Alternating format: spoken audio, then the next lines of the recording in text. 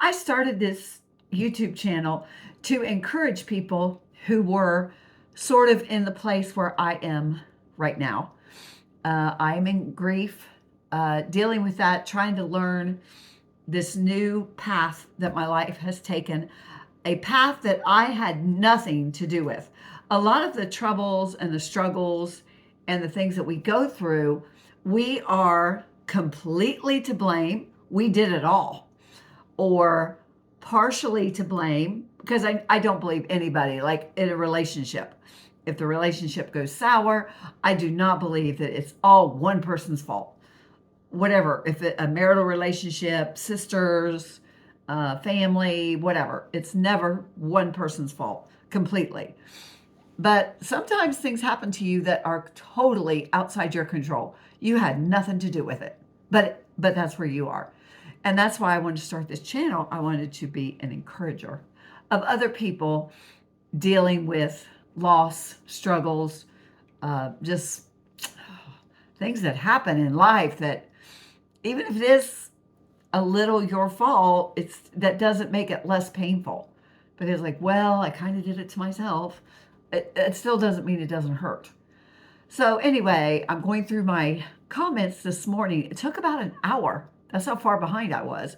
And some of the comments, I apologize. They were like a couple months old before I responded to them. And I apologize for that. They've kind of gotten ahead of me. I'm going to try to keep up on them better. But I came to this channel to be encouraged, or to encourage you, and I am ending up being encouraged. And I just want to thank everybody for that. It's just I'm having fun also. And I just wanted to let everybody know that this morning. And I had listened to a Bible study while I'm doing my morning thing, my morning routine. I try to listen to different people, and I'm listening to this young man this morning, and that kind of reminded me, what he said kind of reminded me about what I'm trying to do with this channel. He was preaching out of Genesis 26, and of course he talked a lot, but verse 12, Isaac sowed seed in the land, and it increased 100-fold, and the Lord blessed him. So he took action, sowed seed, it increased 100-fold, and the Lord blessed him. The man became rich. He prospered more and more until he became very, very prosperous. So Isaac, Abraham's son, he he started a thing. He took action. He started a thing. He sowed a seed that increased 100-fold, but he had to take an action. Then he continued.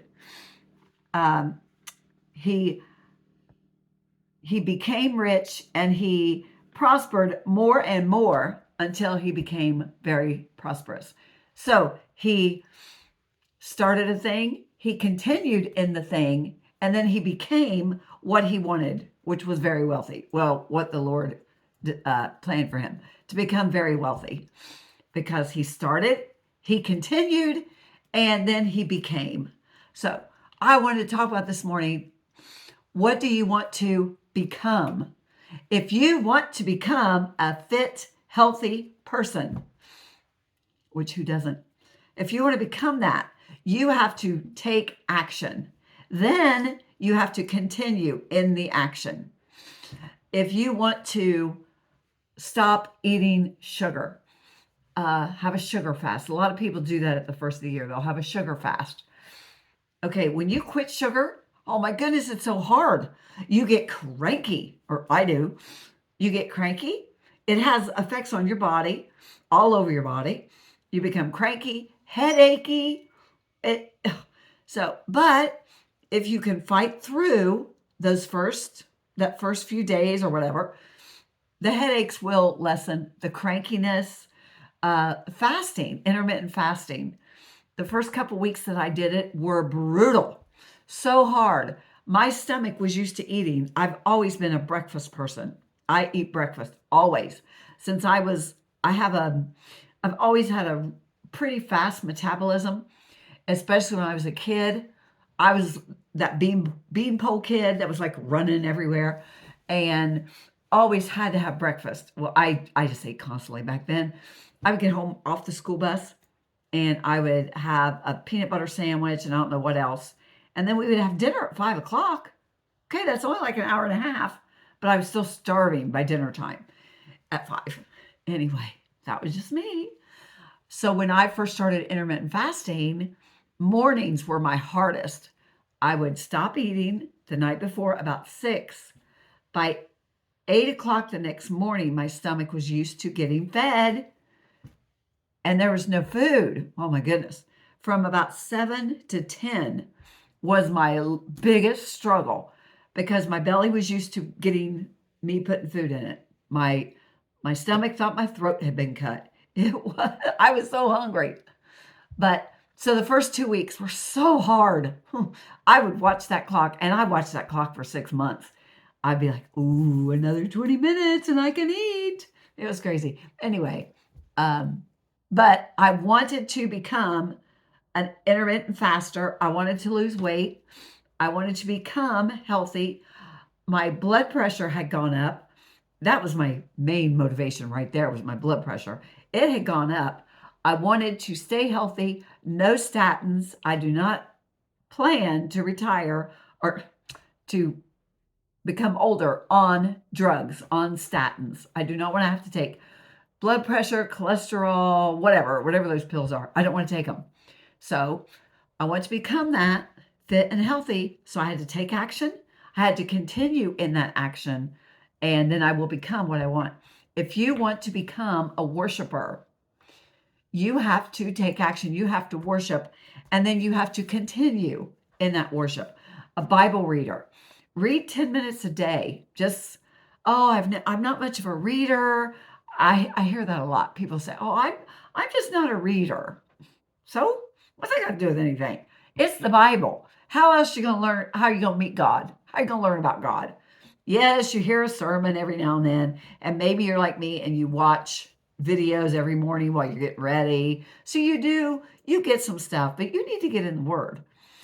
You're not a reader. You don't like to read. Maybe like me, your eyesight is getting dim and it's hard to read. But 10 minutes, just like with exercise, 10 minutes. I have a friend who's really struggling with staying faithful with her exercise. And she said, I don't have time. She's still working. She doesn't have time for a 30-minute workout in the morning. And then after work, she just doesn't have the motivation, which who does? Anyway, but she can do 10 minutes. Good. Do 10 minutes, whatever. Start it.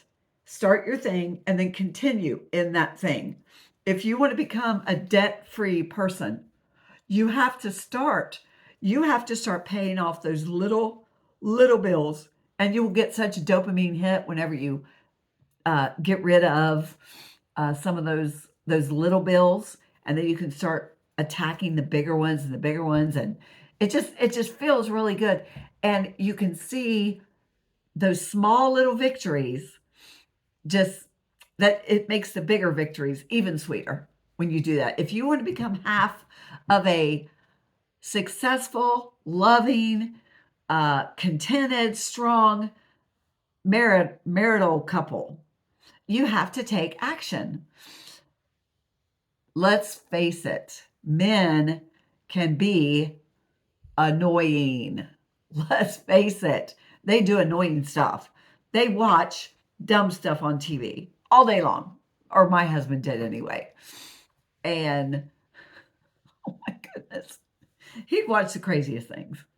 And I'd be thinking to myself, why every day the same 4 or 5 guys standing on a mountainside talking about cutting down a tree?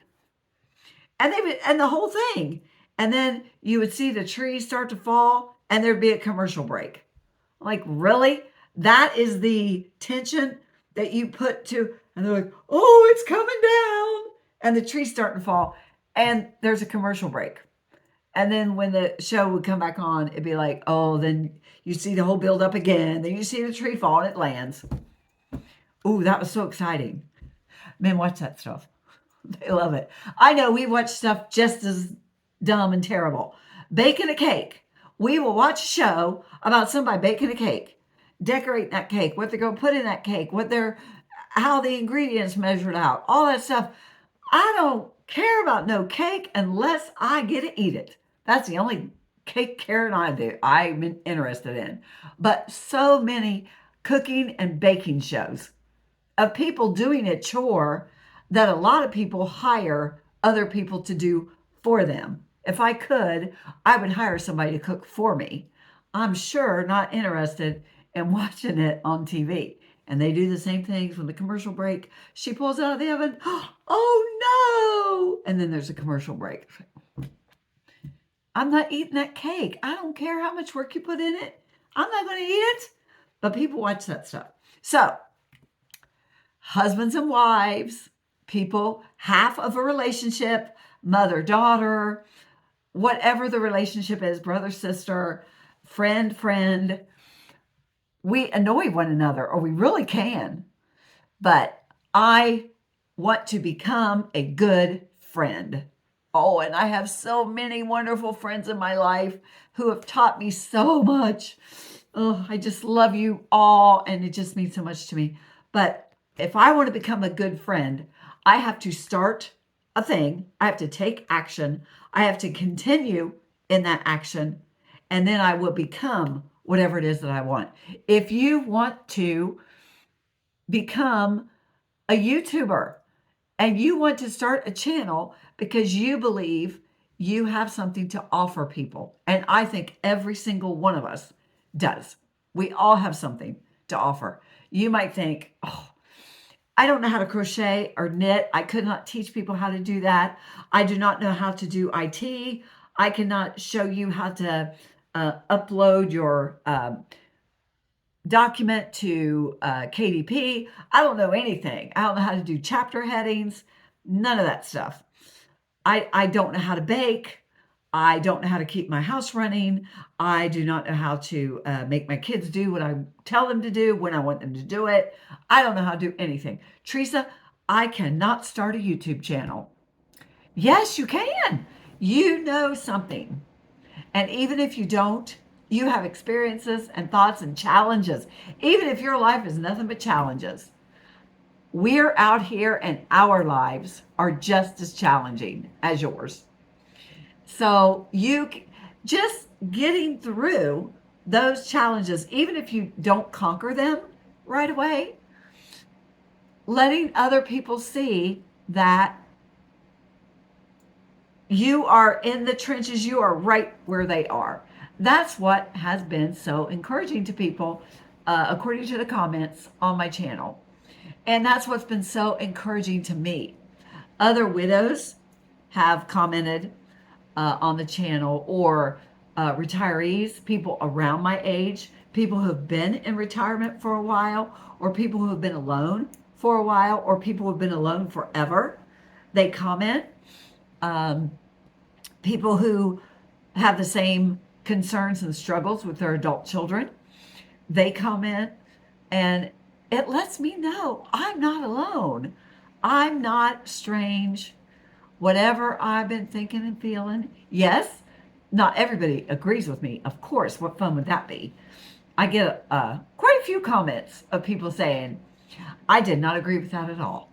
I do not know what you meant by that, because that's not the way I would react in that exact situation. That is great. That is a conversation, a discourse that we are having, getting to know each other, and that's how we build each other up. And that was the goal with this channel.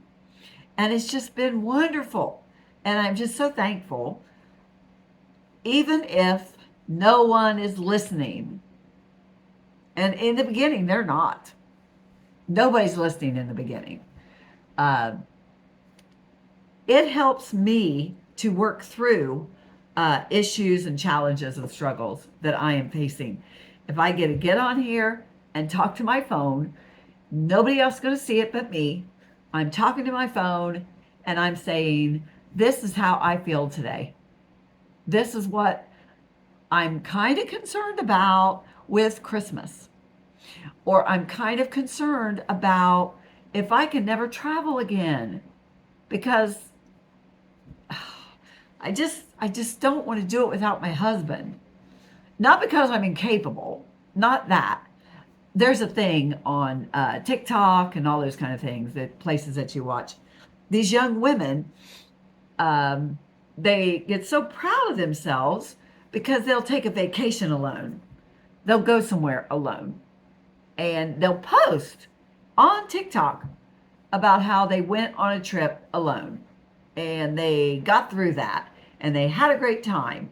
So I guess if you're a young woman and you take a trip yourself, you post all about it on TikTok, and that's great. So obviously, it's not just people like me who have lost their life partner that travel by yourself is, yeah.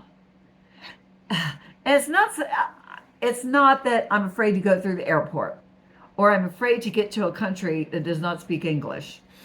And how would I communicate? That's not even the biggest part, which that is a big part of why I wouldn't want to travel alone. But the fun of the travel, I enjoy when traveling. I love to travel. We never did it very much, but I do enjoy it. And the fun of it is sharing the experience with someone. Just you see a beautiful mountain, or you see a beautiful canyon, or a moose. We were in Rocky Mountain National Park years ago, and I actually saw a mother moose and her calf there. Of course, they were back in the field, and all the tour buses, all the cars, everybody was stopped. It was so amazing. And I ran. A lot of people on our tour bus, they're like, it's a moose. That was the coolest thing I ever saw. I was so excited.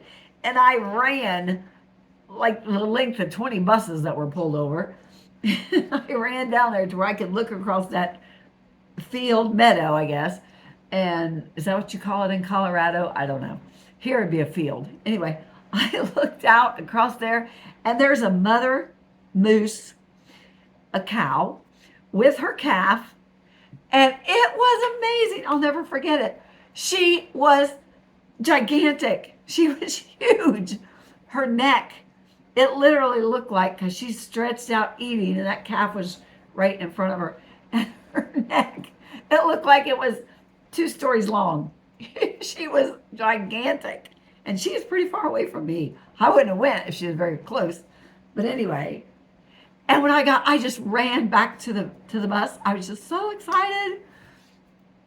Well, when you're with somebody, you want to share that. Oh my gosh, honey, look, a moose. Great experience. So I think that would be more of a, it's kind of not, yes, if I saw a moose again, that would be amazing.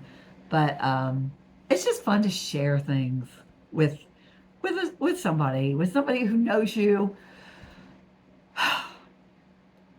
who gets you. Yeah. So anyway, that's hard. That's really tough. Doing things without not having that person, the one who gets you, who understands, who thinks you're goofy, and knows that you're going to go crazy because you saw a moose a quarter mile away in a meadow. And anyway, it's nice having somebody who gets you. I guess I'm just saying that. But so things change in your life, but if you start your YouTube channel, we're here. We want to get you. We want to know what it is that makes you you. And YouTube has changed the algorithms. They are pushing small content, just making it easier for people like me to get noticed, and people like you. In the beginning, it'll feel like nobody's watching. And I hope you're watching. And if you're getting value from any of these videos, or if you just like listen to me ramble and talk and get to know me and I get to know you, like and subscribe so we can get to know each other more. But You are unique. You have something to offer, even if you think you don't. Share yourself. Put yourself out there. Most of the people that I talk about this with are women, and I bet you already know what I'm going to say. The biggest concern that women have with getting on YouTube is their makeup. The friends who talk to me about it, they all say the same thing. Well, I'd have to do my hair every day, and I have to get dressed right, and I would make up. These fleece shirts are so unflattering. So unflattering. I wear them anyway. It's winter. I got 11 inches of snow outside. So I'm wearing my fleece shirts. And they're not flattering. And after I watched my videos, I was like, ugh, why did you wear that terrible shirt? Don't care. Don't worry about your shirts. Well, just as long as you got one on. Don't worry about your clothes. Don't worry about your makeup. I do wear a little bit because I'm so pale. You wouldn't see my face. If I didn't put on a little bit of eyeliner and mascara and a little lip color, you would just think I was just this pale, blonde-headed blob. You wouldn't even see me. I would disappear with this wall behind me. I would just blend right in. So I do cheat. I do put on a little bit. And I'm really vain. So I do care a little or a lot. But just get started. Be like Isaac. Take action. And then don't get bummed out when after your 20th video or your 30th or your 40th video, you still only got 18 subscribers. Don't worry about it. Continue.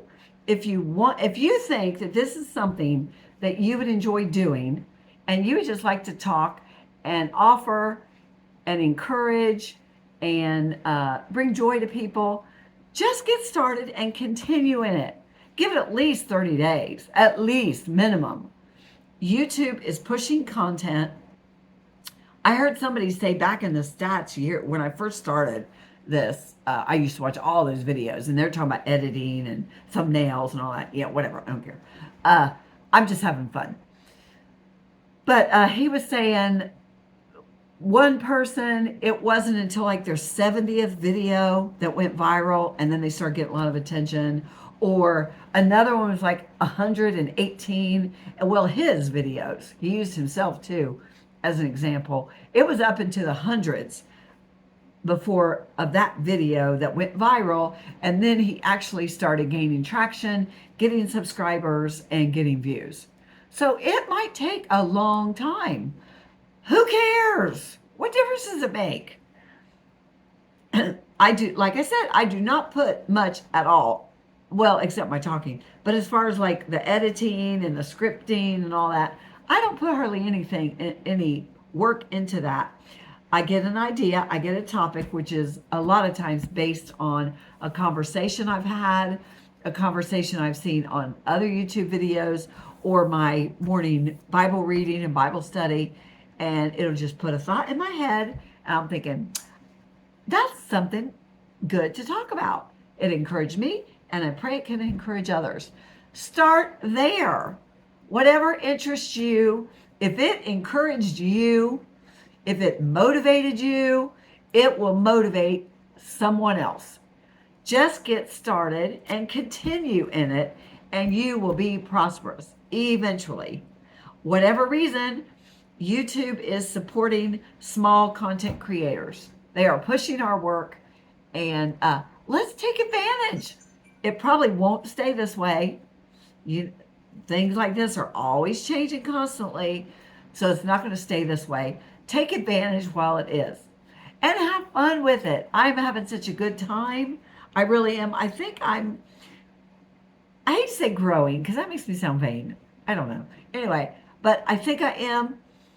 I think I'm still on that track. I'm not going to get off of that track. That's impossible. My life has changed forever. That day, which the anniversary of that day is coming up, that day changed the entire trajectory of my life. That one day. And my life will never, ever be the same. And right now, I don't know if it'll always be this way, but right now, I think before I lost my husband and after I lost my husband, those are the two defining. I became a Christian. I became a mom. Um, whatever. I went to the army, but that that day before I lost my husband to after I lost my husband, that's right now anyway. That's like my time frame, before and after. It's not going to change. I mean, the fact that he's gone, that's not going to change. I used to pray that it would, that it was all a bad dream, and that I would wake up from it. And he would come walking in the door and he'd say, "Oh my gosh, honey, you won't believe what happened in the last month. It was crazy."